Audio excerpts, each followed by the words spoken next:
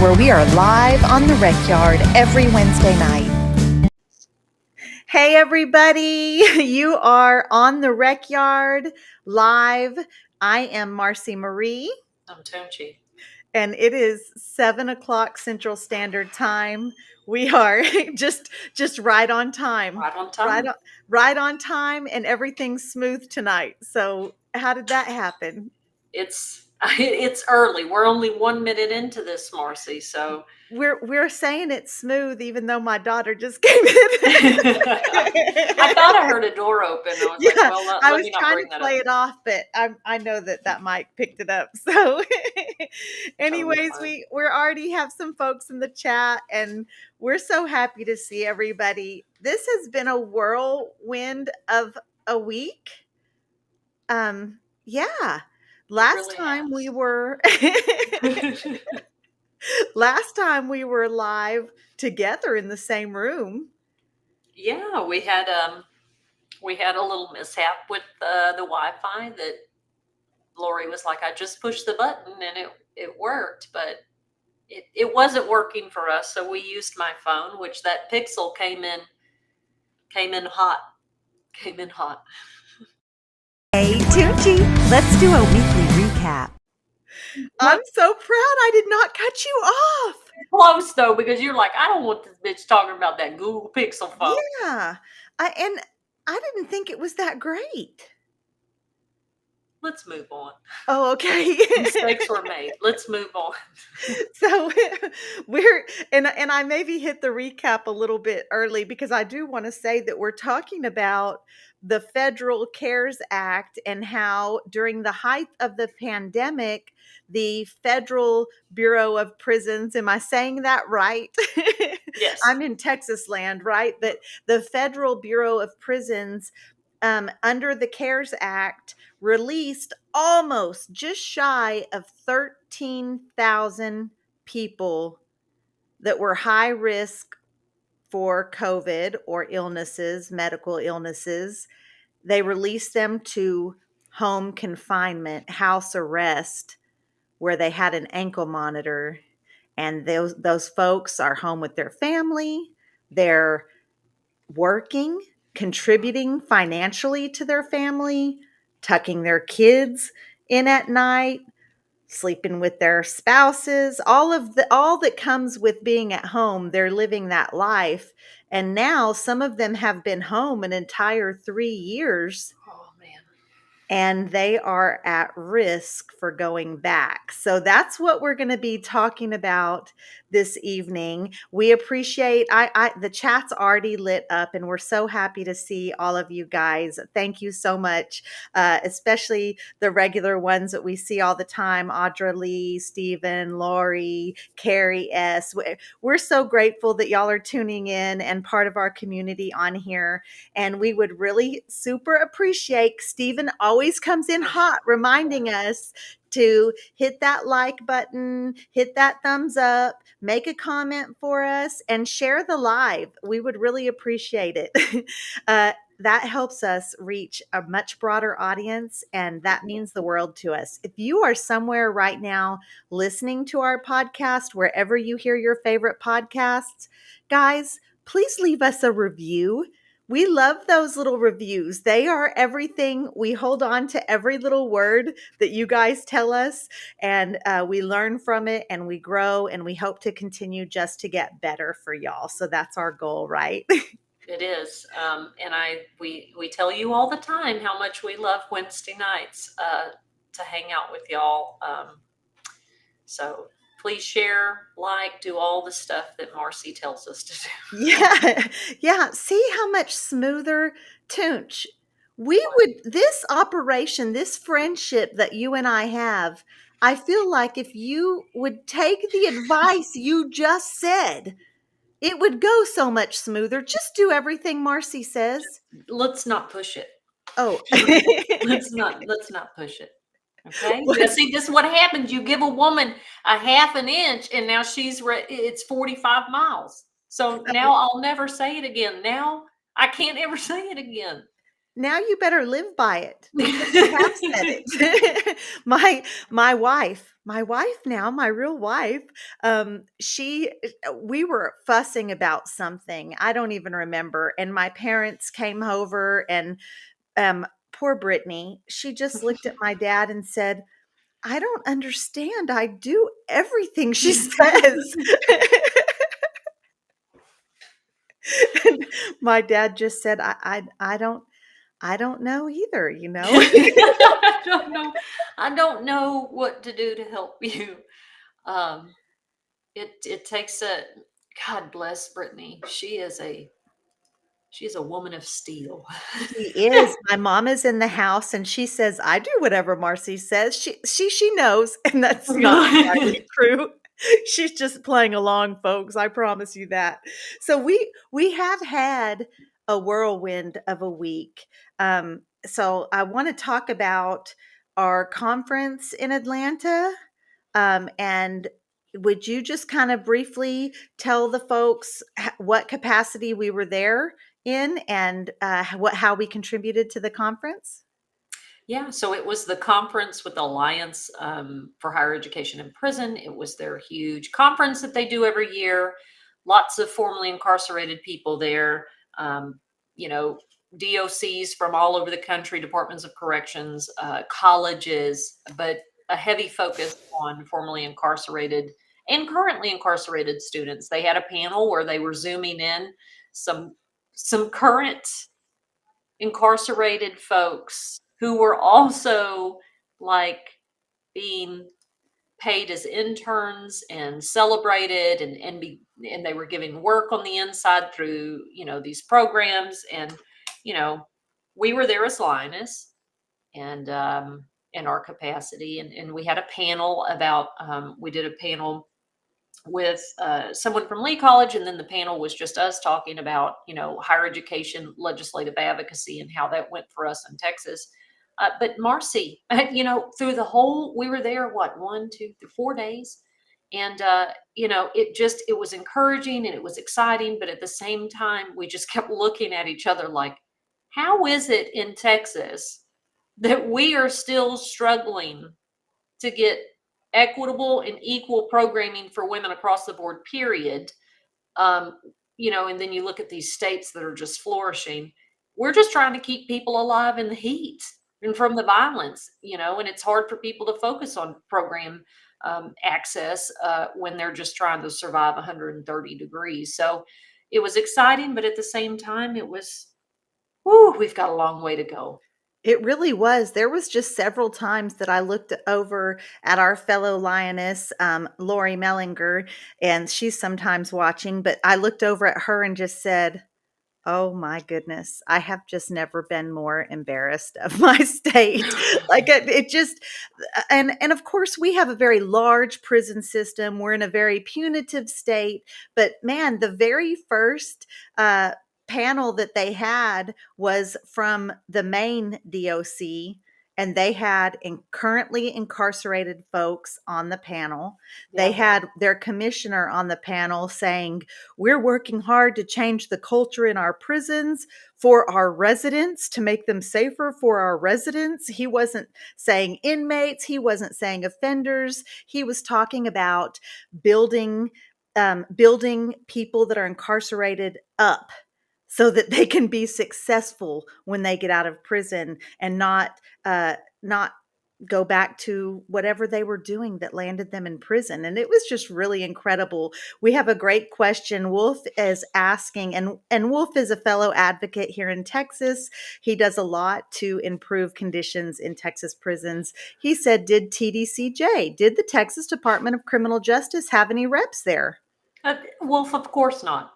No, the only representatives from Texas were advocates from advocacy organizations, Lee College, the University of Houston, which, oh, Marcy, when we found out that the women's programs are being talked, the bachelor's program and the master program we fought so hard for to get started that still hadn't got started. They're thinking about housing that at Plain State Jail, which is horrifying. That's we can get into that some other time. But the University of Houston is supposed to be the administrator over the women's master's program. They were there, and a representative from Wyndham, which Wyndham School District is the school district like any other ISD. It operates in the Texas prison system, and they are kind of the pathway to make sure that students that graduate with them are encouraged into this pathway to college. And so they were there, and they've been very helpful. And but of course not. Nobody from the Texas Department of Criminal Justice decided to show up, us being the largest prison Yeah, industrial system in the country. it's just almost like they don't care about education in their prison system. I mean, that's kind of what it felt like, not seeing anybody. And we were looking for them. We were ready for them. I was hoping to see them for sure. So it was disappointing that they weren't there.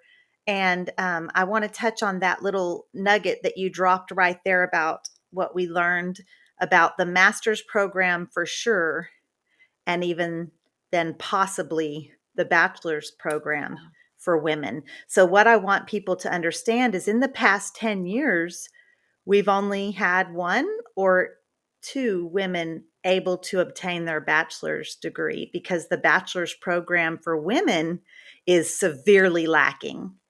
Yeah. And there has not been any master's program. So for those of you in Texas, you guys might be aware that Plain State Jail, a state jail that temporarily houses Texas Department of Criminal Justice prison incarcerated folks, that jail is run down, it's dirty. The staff, the culture there is very aggressive and loud. It's bunk bed housing. There's no electricity for incarcerated folks to be able to have a fan to keep cool, or a radio to pass their time, or to even charge their tablet in their own housing unit. They have to turn their tablets in. It's where you start. It's Yeah. not where you do long time. Well, this is the facility that they've decided they're going to offer those programs, the bachelor's program and the master's program for women. And Oh. we Marcy, just when we heard that, I almost started crying. Like I was so instantly angry and upset that I I out loud said, "What the?" And I just started pacing. I was so angry because we've talked to them so many times about the culture for women versus men. Men will get up and pack up and go wherever. Like they're just their bonds and their culture is different. And women, you're saying you think that women are going to pack up their stuff from Mountain View that's got air conditioning, Crane unit, which one of their two of their units have air conditioning, and where Lane they're Murray. leaving, yeah, they're leaving their personal space, Right. because in prison, you're not living in a dorm full of bunk beds. You have your own little space. And now it's smaller than a bathroom. It's a tiny little space, but it's yours. And it's that we cherish that space. We value that space. And the That's friends and the people that you live in the dorm with, for women, I'm not leaving my how I'm not leaving my community. I'm not. And so when we've talked about encouraging folks to get involved in higher education, education is a right. Higher education especially, but if you incentivize it with something, and I was told, well, Miss Toon, we can't put everybody at Mountain View, which is the jewel in the crown, right? Well, fine. But my God, you're going to send them all the way to Plain State, which is when people ask us, what is the worst facility to be housed at? We're not talking Hobby, we're talking Plain State jail. It is atrocious. And to house higher education programming there, just completely disregards all of our lived experience and saying this, if you will listen to us about what works and what will encourage these women to participate. And it's like just went in one ear and right out the fucking other. Well, Eric he's on to something, because it just feels like they don't care if women have equitable access to higher education. And Eric's coming in hot. He said, offer it somewhere females won't want to go. And then And then see, no later one wants to say, go. gee, see, women, we don't need a master's program. Women don't want it. Eric is absolutely right. And some of the colleges have said that to me. I mean, they even know. They're like, I feel like we're being set up for failure so they can point to this and say, see, it won't work. Yeah, that's exactly right. That's exactly what we said. And my wife's in the house too. Love you, babe. Yeah, I think that that's exactly what's happening here. And so now we have a whole nother job, right? In either discouraging this and maybe getting a change, or encouraging women. How can we encourage them to take advantage of it? It's just going to be really tricky, but rest assured, we are on it. Rest assured, we will not be silent about this. Boy, boy. I mean, it just, it's challenge accepted. Challenge accepted. We already, I have heard that Central Texas College is going to offer the Pell to the women. Now that's through, the grapevine or whatever. I need to verify that, but they're already behind. So we already are struggling to get women the access to Pell that the men have been having. And now we're going to have to fight making sure that they actually can. And what type of accessibility is at Plain State for the women with disabilities? You know what I None. mean? None. They're housed at Lane Murray. It's so Yeah. infuriating. So that was something that we had this huge on the last day that we were there, we had a huge meeting that was just Texas strategy and everybody that's involved in Texas higher education and prison. And we laid out some good discussions, and making sure that everybody knows who's in the know and who wants to be connected to work on this stuff, because we're going to mobilize all those advocates in colleges that have been left out, and start demanding stuff. Or, like me and Marcy always say, that's fine. Well, we'll just go live on your campus or in front of your office and say that you don't invest in women. We'll just tell people the truth right there where you're at. Really raw. Really Right? raw with it. like you did about that Plain State strip search in Right. front of the House of Representatives. You just told them, I'm just going to be real raw with you, and you laid it out what exactly that looked and sounded like. And Sometimes you do have to just be raw, and so that it's completely understood. Sometimes you have to take all the niceties out and just lay it out exactly how it is. So, yeah, absolutely. Um Golly, I I want to definitely talk about, we're talking about this week, and there was, of course, this week, I'm sure several deaths inside of the Texas Department of Criminal Justice. But one of the deaths was a 27-year-old correctional officer, Jovian Motley. And I hope I'm saying his name correctly. I listened to it a few times so that I would get it right, to respect his family. He lost his life. Apparently, they were doing a 5-man cell extraction. So, a man on the Wainwright unit was refusing to come out of his cell. For whatever reason, they wanted him out. We've seen that. We've seen those go down. That's not that uncommon of an occurrence. And when that happens, y'all, those officers, they don't just go in their clothes. They, in their regular uniform. They right. suit up.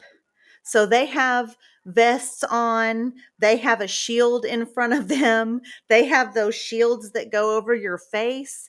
Sometimes for those cell extractions, they even Ninja Turtle suit up. Remember Yep. those things that, Yeah. like the foam arms and Yeah. all of Shin that? Like, guards, all of it. shin guards. They are suited up for that, and they go in five deep, to get this one man out. And I wasn't there. I only know what the family's putting on Facebook, because the mama is mad because her son, Jovian, at 27 years old, did not come out of that cell alive. Hmm. And she doesn't understand how he didn't make it when there were 5 officers and one incarcerated person. And she doesn't understand why the agency is not being transparent about what happened that day. And we're used to it. on Yeah. our end. Yeah. We're used to mothers, grieving mothers, losing their sons and hearing rumors and rumors, and then getting on someone with a contraband cell phone who lives in the cell next door telling the real about what happened. Right. We're used to that. Yeah. But this is a little bit different, and it's hitting different. But that family, Toonch, that mama, she's like some of these other mamas we know, and she's mad, and she's not going to stay quiet about it. Yeah. Well, and you know, this is TDCJ keeps talking about, well, you have to trust us. You have to trust us. How do we trust you when you can't ever be transparent? You're so terrified of being held accountable about something that we can't ever get any transparency. That's why people don't trust you. So something like this happens, just like the heat deaths, other officers who have died, incarcerated folks that have died. You can't get any answers, right? Well, we have to do our investigation. People understand that part, about investigations, but this doggedness, bullheaded, I'm not telling you anything, just lets us all know, well, there's something you don't want to tell us. And we've been there when five, we called them Ninja Turtles. They're suited up, booted up. Five of them rush into a cell that is not much bigger than, maybe 3 bathroom stalls put together, right? Like, that's a lot of human beings in one little bitty space. And how is it that he died? No details. Did he have a heart attack? Was he suffocated? Hey, because we've seen this happen. Did the other officers close the door on him? Right? Like, those things are real. That happens, and she is absolutely right to be furious and angry, because we have said this time and time again. If you think the state cares about the employees and the correctional officers any more than us, y'all are sadly mistaken. The state doesn't care about any of us, right? As an entity. So it's like, well, we've got to learn how to, bridge that gap. And we've worked a lot on that at Line, is trying to bridge that gap between the communities that work at the prisons with the people that have been incarcerated there. Because I almost want to say this, right? And it sounds extreme. The state as an entity of violence hates us all, and this is one of those instances where I don't want your black band on your Instagram post and say some words, right? Of, oh, we're sorry. No, explain to the family why this happened. Do something. Baby, that family is so mad they called out Greg Abbott because Greg Abbott made a public statement. Thoughts and prayers, thoughts and prayers. And they said they don't want thoughts and prayers. They want to know what happened to their child. They want to know. And that's fair. And it's just something that we've been talking about. Prison is not safe for the people that are housed there, and prisons are not safe for the people that work there. Right. They're not. The entire culture has got to change to make them safer. Yeah. Yeah. So, It's sad. I mean, we have the power as the people, as the citizens, as the formerly incarcerated, as the people that work in the systems, and a lot of times when, when we talked about the heat or other violence that is done to us, the girls around us would say, well, Tunchi, that's just the way it's always been. And they're just kind of resigned to it. Well, the officers are that way too. Well, this is the way that it always is. It's been like, I understand that, but that doesn't mean that has to be the way it has to be. And once collectively people understand their true power, then the state collapse. I hope somebody doesn't show up in my door, but I'm just saying, those officers together as a whole, and they live with a certain type of fear too, Marcy, the same way we did, right? They don't want to lose their job. They don't want to lose their insurance. They don't want to be shunned in their community, for embracing their collective power. Neither did we, right? Like, there's real threats of retaliation on both sides. and it's just exacerbates that fear, because these folks that are working in these prisons, especially these prisons that are in these rural areas, far from any other plausible employment opportunities. Certainly, they have the benefits of the state. I'm not saying their pay is great, but they're livable wages. And so, yeah, the threat of that is very real. And then often they're in working in an environment that their entire families work for that agency. So it's not just shaming, that shame. It's shaming the family, and speaking out against that puts the entire family at risk. So Janet is asking, isn't that kind of stuff on camera? And so I did a video about this incident, and a surprising amount of people are saying that's BS. There's cameras everywhere. That's BS. And so I'll let you know, in my experience on a unit that was heavily cameraed, is that a word? It had cameras everywhere. And that was the Dr. Lane Murray unit. I've been home 2.5 years, so it's pretty fresh still, right? Even with all of those cameras, there were blind spots all over the unit, and we knew where they were. We knew where they were, and the officers knew where they were. Furthermore, inside of the cells themselves, there was not camera footage. Right. So I think that policy is when there is a use of force that it is supposed to be recorded. Right. They call for the camera, and so they Yes. have a handheld. That's all they're doing is filming the incident, the use of force. And if in a unit like Lane Murray does have cameras, but there's a lot of blind spots at Mountain View, at Crane, we didn't have cameras. So, you're just dependent on if that officer gets there with, and that's the problem with body cameras. That's the problem with cameras and other law enforcement, right? Is guess who controls the switch on it? They do. And if you think that TDCJ is not above deleting stuff or hiding stuff, I worked in the risk management office. I would blatantly hear them say, we don't keep those records. And I just took a box of it to the basement. Like that, it's there. But there's no independent oversight of our prison system. So they're just self-reporting on everything that happens there.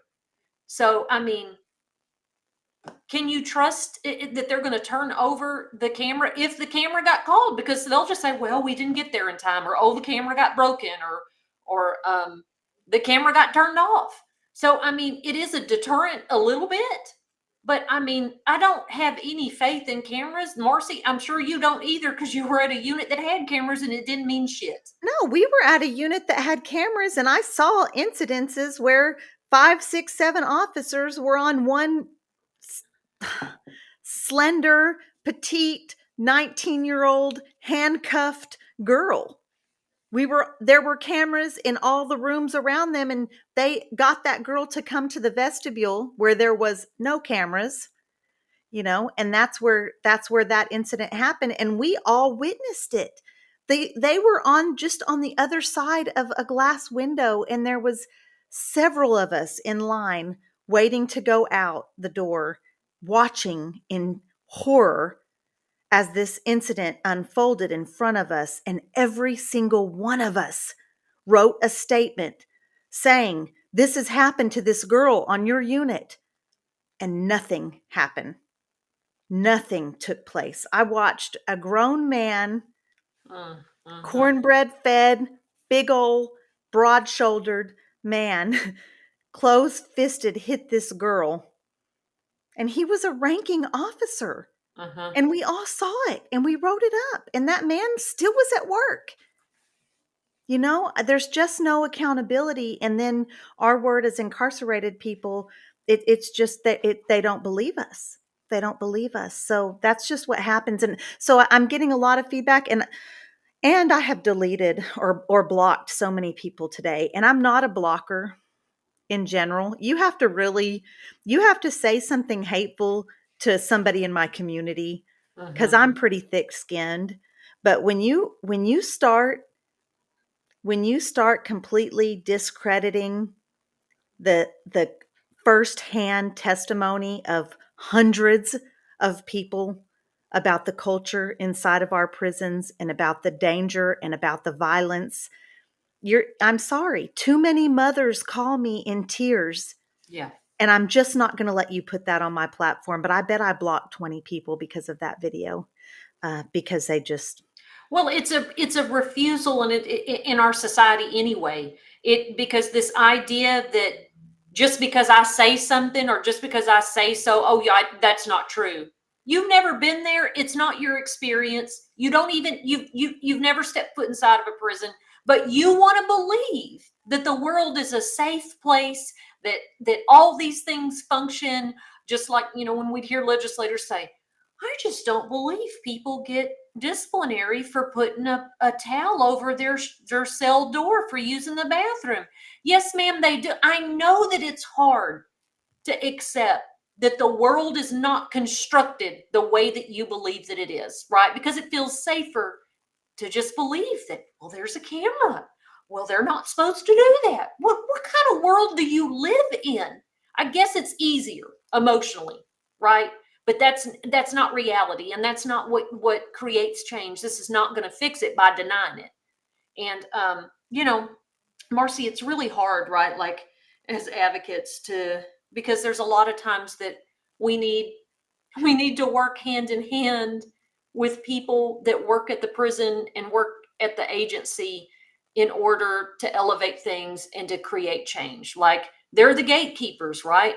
And it's this balance of, when we say state sanctioned violence, we are talking about the state as an entity, as a culture. There are incredible people that work there, right? Like there's incredible people working for change within that system. And I know it's hard for them not to take this personally, but I hope that they can see that they are also being used and manipulated by the state at a broader sense, the state culture of Texas where we are right now. And it's really hard to, and I've said this to officials there, like, look, this isn't personal towards you as a human being, right? This is, I need to call this out and then call you in, right? You have to have both. I can't just continue to call out the state without calling you in to help us fix this because it's about all of us.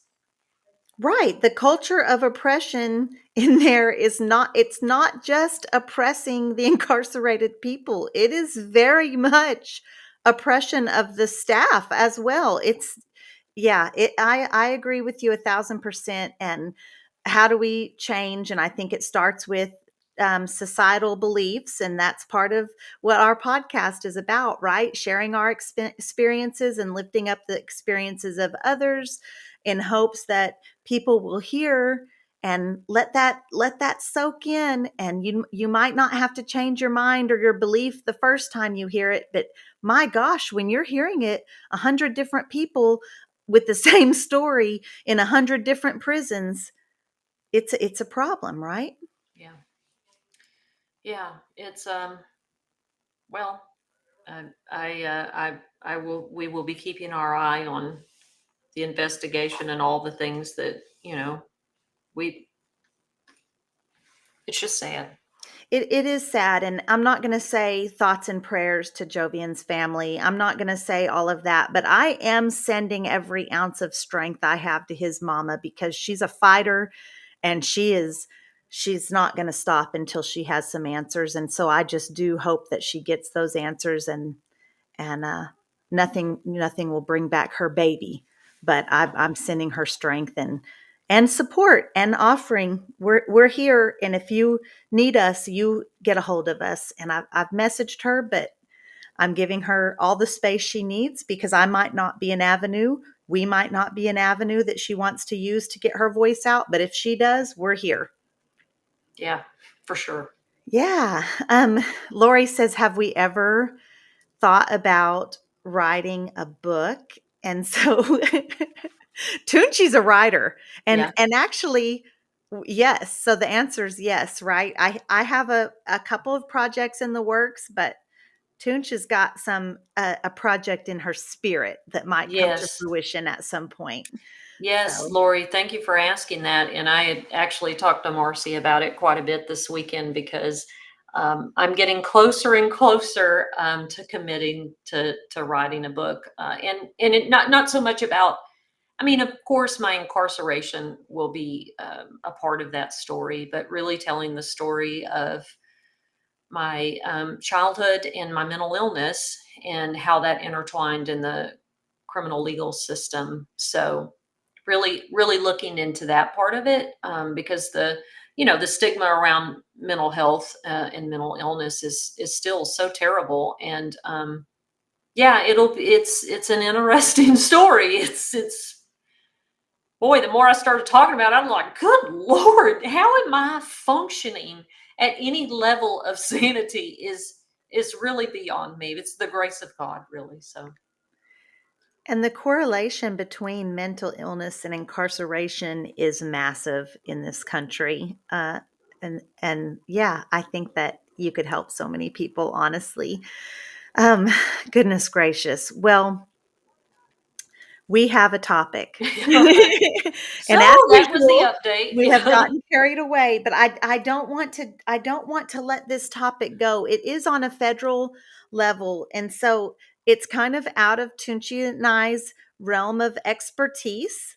Every little bit of the information we're getting is not from firsthand experience. It's from news and that kind of thing. It's a little bit different from us, but yeah, these folks, I want to say, and for those of you who are tuning in now that maybe didn't hear the topic or don't know what we're talking about, the Federal CARES Act enabled basically the Federal Bureau of Prisons under the CARES Act. They, during the height of the pandemic, released nearly 13,000 incarcerated individuals. These are individuals that may even have had 10 or 11 years or 15 years left on their sentence, but they had maybe a medical condition that made them a little bit more susceptible to getting COVID or had a weakness for that. So they put them at home.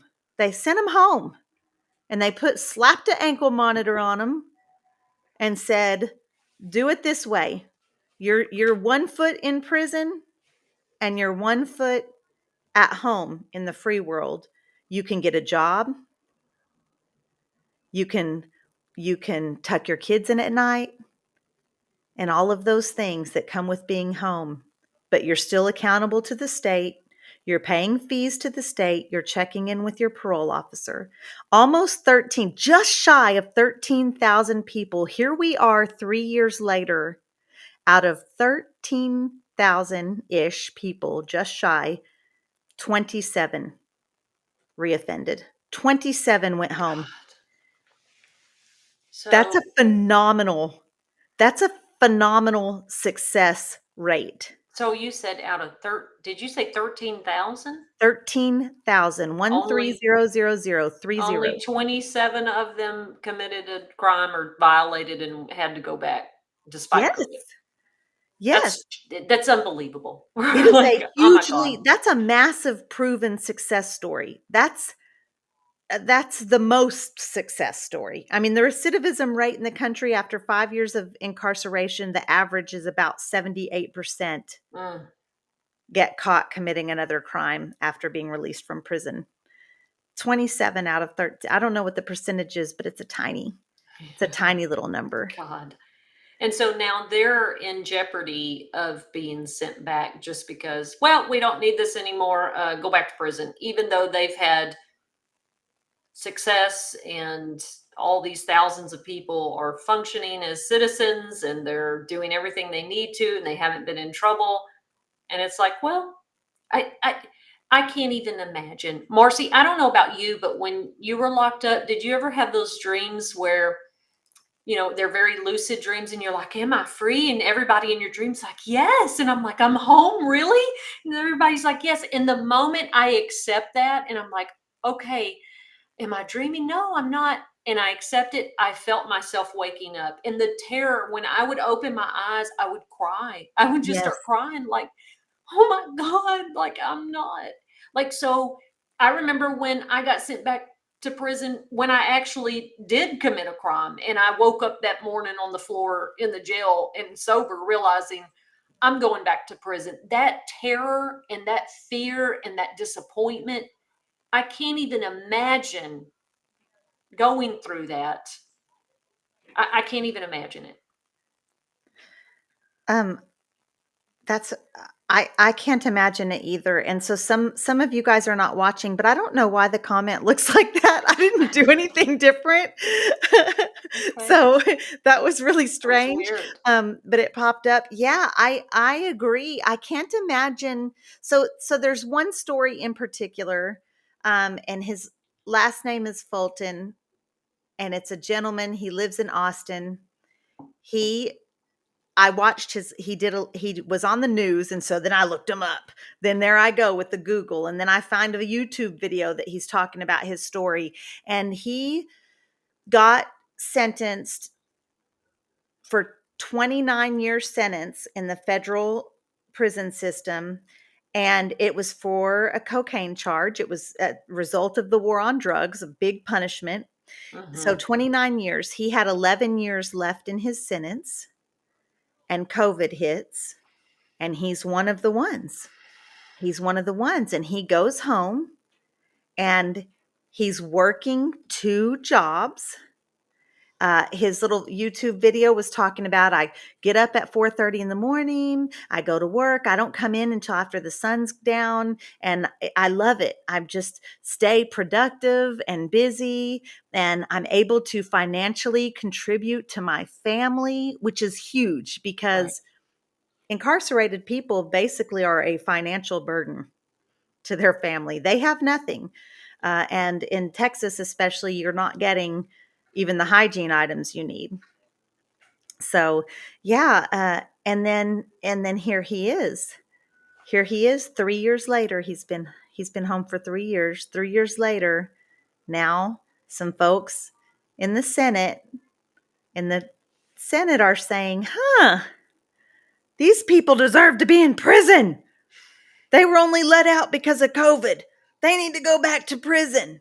They're forget about the positive impact they're having on not only their families but their communities as a whole.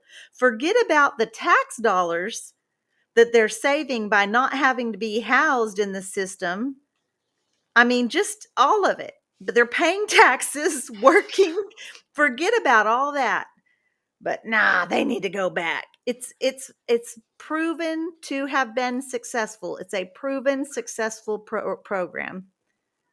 Well, it's something that certain people can use as political capital, right? Like, well, now I found something I can throw a fit about and promote my political agenda around being tough on crime, and and it feeds into that narrative in culture that everything is about justice, can only be about punishment. It can't be restorative.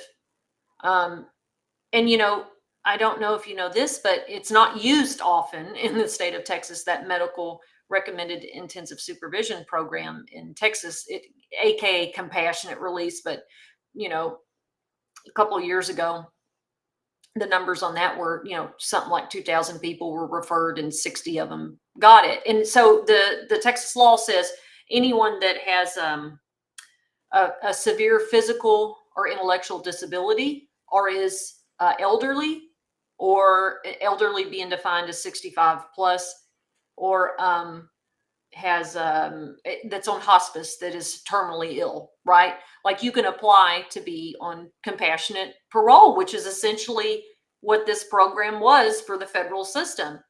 Well, there is, and I didn't know this, Justin had to tell me this, and we looked at it technically, if I understood correctly, if you get out, Morrissey, on medical supervision, which they have to wear an ankle monitor, it's strict supervision. I mean, you're on the way to die and you have physical or, mental severe disabilities, but you're this huge threat, right? Um, if you, it doesn't say this, but the intent is if you recover, or if you, essentially they can send you back if you're doing better. Right? Like, what in the what? And that was, my friend that she from Mountain View, that she died, that's a long story, but she did finally get out. Her mother got her out on medical supervision. And one of the things that the state kept telling her mother was, well, we just need to be sure that she's terminal, because what if she gets out and gets better? And it's like, are you serious right now? What kind of, if that's our state of thinking, no wonder we're in the sad state of affairs that we are in this country. And it's not like they're just opening the gates. It's not like the Federal Bureau of Prisons opened the gates and said, hey, 12,999 or however Grab many your it was, stuff, get to the just gate. just get your shit and get on out of here. That's not what happened. It's okay, you're on this heavily monitored parole. You have this GPS attached to your body. We are watching your every move. You cannot go to the grocery store unless you put in a week ahead of time, hey, I want to stop at Walmart on this day. I mean, Right. that's it. If you're they have a little window, and of course that's how Texas operates. It could be different in the feds. Like I said, our expertise is not with the federal system, right? But in Texas, it's a window. Yeah. This is your time. Yeah. If you're not back, if that time ends at 2 o'clock and at 2:30 you're not where you're supposed to be, They're you're sending in a warrant. violation. Marcy, I lived in fear every day for a year, because it's not, it's like you said, compassionate release in Texas, and probably very much the federal system isn't, okay, well, I randomly picked this person, here you go, have compassion, or, you just were a little sick, I'll let you out, or whatever. No, those people were considered very vulnerable and not a threat, right? So number one, but they're not a threat, but they're put on this really intensive supervision, which is the same level of supervision that super intensive supervision, which I was on for the worst of the worst. Girl, have they ever seen me in person? But I was put on that. And so, like you said, I had to make a schedule. I had to write out, it had little blocks of time that I had to put: going to Walmart, 1 hour. Well, I think maybe I need 1 hour and 30 minutes. My officer could cross that off and say, no, ma'am, you get 20 minutes there. Okay. So 20 minutes. Okay. You're going to the doctor. Okay. You're going to your church on Sunday. I need a letter from your pastor that says that you're allowed to be there. Like, there were times, Marcy, I wanted to say, I can't do this. I'd rather go back to prison and finish my 2 years that I had left on my sentence, because it was a complete total set. Not many people get off that level of supervision successfully, because it is a nightmare. You know what I mean? It's not freedom. No, it's not. It's not. So I interviewed someone, a lady named Lisa Stevens. I did quite a bit of time with her. She did a significant amount more time than me, 20 years probably Yeah. more than me, more than my 10. And she had that ankle monitor on. She lived in the town next to her sister. Her sister got deathly ill. She asked for, this is someone that was working, not getting in trouble. This wasn't some hellraiser partier. This is some 50-year-old lady that had grown up in the prison system and was not going back. She was going to work every day, living in her little, I think, a travel trailer, like just, trying to survive. Yeah. And she asks, can I go see my sister? She's dying. Can I go tell her goodbye? No. No. Nope. You're not allowed to go to people's houses. You're not allowed to go anywhere that's not on that schedule. And for those of y'all that remember the regular session here in Texas, first of all, a law about ankle monitors and GPS systems, if it malfunctions and they think you did it, you're getting a state jail felony. And if you have a felony already, you're getting it's a nightmare. And then there was a bill, right, and from a legislator that we love and adore, but it was a reaction from the community of an incident that happened at a hospital with a guy with a monitor. It was a tragedy. It was terrible. And so they were like, well, this one didn't pass, but it got pretty far. Well, if you're going to a hospital and you're on that ankle monitor, you're on that super intensive supervision, which would also include compassionate release. If you're on that, you have to not only get permission from your officer to go to the hospital, you have to get the hospital's permission. So now you've got two layers. Well, you just mind it, you're just going to die, and you can't just call an ambulance. They will violate you. We've seen it. We've seen the violations for going to the hospital. And all it does is create barriers for people who really are trying to do, because the people who are not trying, and this is what I kept saying, this is what you kept saying, and everybody kept saying to them over and over. Let me tell you something. That equipment malfunctions on its own. And you are sitting here in front of the legislators, and you can't say how you can tell the difference if it was me tampering with it or if it was the equipment. Oh my God. So I'm just getting in trouble for some shit that's not my fault, number one. Number two, the people that are fixing to go do these tragedies while they're on that monitor, they're just going to go do it. They don't give a damn that it's a felony now that they cut their ankle monitor off. If you're going somewhere with the intention to commit a felony, you don't care about getting a felony for cutting your ankle monitor off. And if y'all are just passing this that was something that a journalist asked me.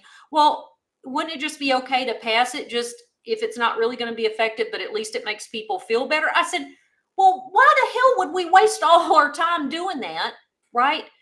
But what it does is create barriers and stress for the people that are trying to do well. But we both know what happens when we say that. People say, well, you can't do the crime, don't do the time. And it's like, block.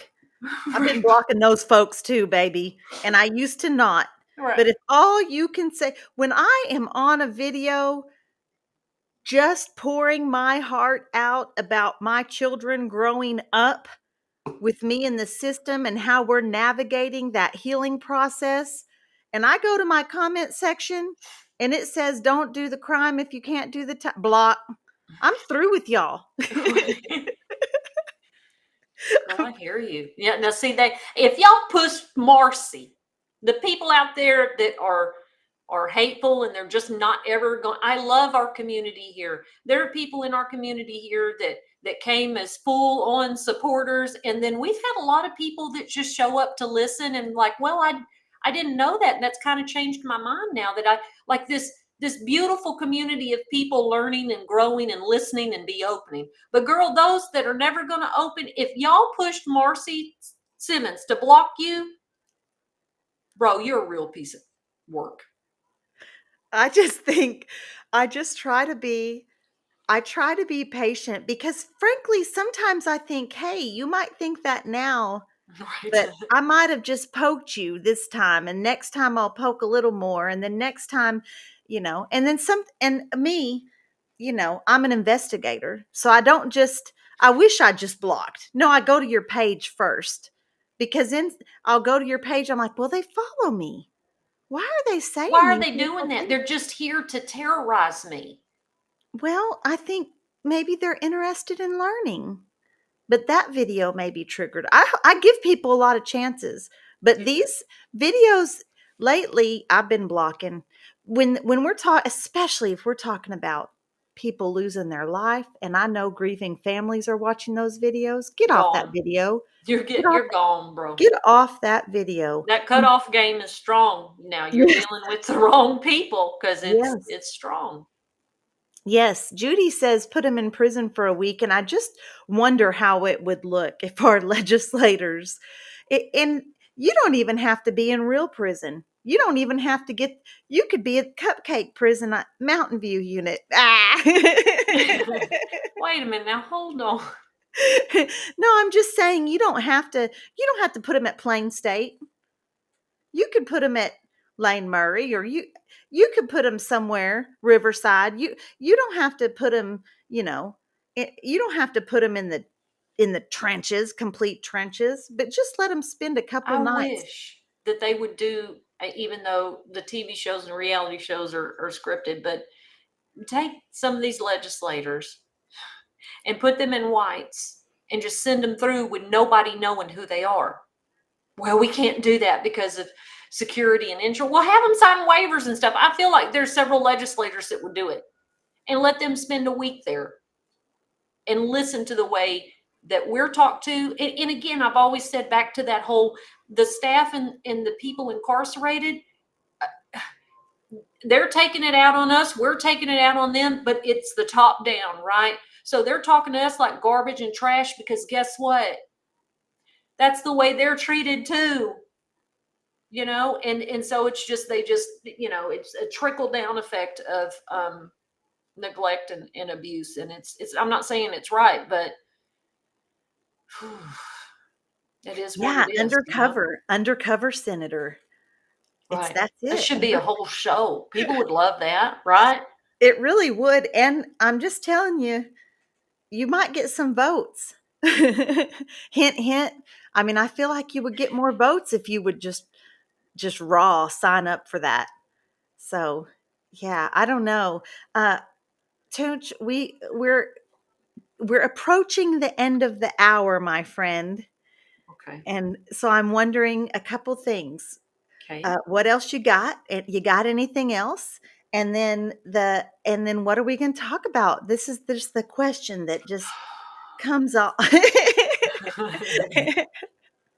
Well, so I'll just close with, ankle monitors are a scam.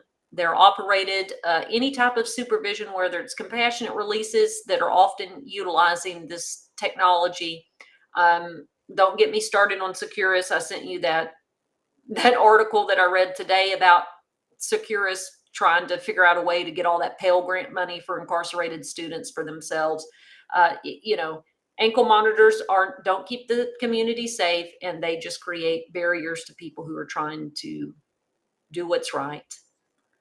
And we should say that as tough as those ankle monitors are to navigate, and as strict as the policies are around them, and the procedures to be able to live your life with an ankle monitor, quite literally 1 foot still in prison, 1 foot in the free world, still out of nearly 13,000 people, only 27 got reoffended, only 27, and that's a success rate. So I'm just hoping that they don't Right. reverse that and don't send those folks back to prison. I can't imagine how it would be for their families. I mean, It's when I horrifying. go to Atlanta for 4 days, my family's starting to worry. I have traumatized them. My prison Yeah. experience has traumatized them. They want me in their vicinity, and I just can't imagine coming home and then going back. Now, I want to remind people, because I like to talk about issues and give them some actions, right? When y'all see this stuff, especially from elected officials, because remember too, elected officials put people in positions at state agencies. Okay, so even the parole board is appointed in Texas by the governor. Okay, so the stuff that's happening from elected officials and state agencies, we have the power to change that. We can go testify, we can do all that stuff, which is great. But at the end of the day, if it's the wrong person in the position of power, it all boils down to voting. So make note of these individuals that are making these decisions. Please, please. I'm not saying you have to change your whole, which party you support or whatever, but is your party always voting in the direction that is against you and your loved ones? Just take a look at it, sister. Okay, so and vote for the right people that will make different decisions. Excellent advice, and something for us all to keep in mind. What a novel idea. Let's vote for people that have our own interest in Best mind, interests, right? right? And Stephen's suggesting, what about talking about some good rehabilitation programs for men and women behind bars? That's a good one. It's the Wednesday before Thanksgiving, Stephen. I really want, I'm going to save that one. Let's save that one. Let's Okay. do something. Let's do, you know what, in honor of gratitude and thankfulness, why don't we do an episode? Maybe we can find some guests to talk about all the things they're grateful for maybe while they were incarcerated and once they got out. Things that we were grateful for while we were in prison. I love that. And gratitude out here too, Marcy, because whenever you're doing your self-help and your therapy, like one of the things for healing, especially spiritually, is always, as my Southern Baptist little Sunday school song said, count your blessings, name them one by one. Count your Okay, I'm going to stop blessings. you right there. Okay. I'm going to stop you right there. Guys, thanks so much for joining us. We appreciate you Cut me so off. much. We love you. We look forward to Wednesday night. Thank you, thank you, thank you. And so next week, we're going to be talking about things that Count your Toonche blessings. and I count your blessings. That's right. What were we grateful for and helped us survive our prison experience, and what we're grateful for out here. And that sounds great. Thanks for liking this video. Thank you so much for your comments. Thank you for sharing the video. We appreciate that.